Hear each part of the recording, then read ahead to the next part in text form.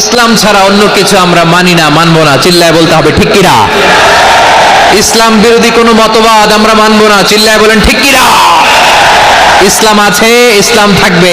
যারা ইসলামকে মাটির নিচে গেড়ে ফেলতে চায় ওরা জানে না ইসলামের ধর্ম কি।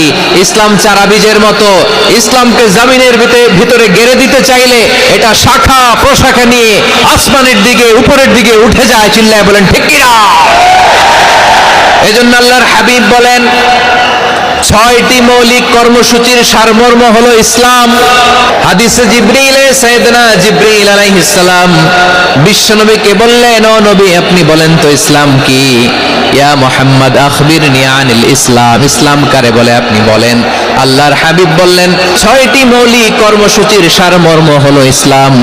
এক হলো তুমি সাক্ষী দিবা আল্লাহ ছাড়া কোনো ইলাহ নাই, মুহাম্মদ ছাড়া রাসূল নাই, তিনি আমাদের রাসূল।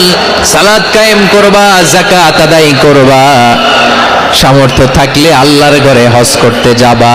এই 6টা কর্মসূচির সারমর্মের নাম হলো ইসলাম। তাহলে ইসলাম কারে বলে বুঝতে পারছেন? তাহলে 10 নম্বরের 1 নম্বর আমরা বুঝে ফেলছি, ইন্নাল মুসলিমিনা ওয়াল মুসলিমাতি। আল্লাহ বলেন মুসলিম পুরুষ এবং নারী আমার কাছে প্রিয়, যারা আমি আল্লাহর আদেশের সামনে নিজেদেরকে সুপর্দ করে দেয়, সারেন্ডার করে দেয়।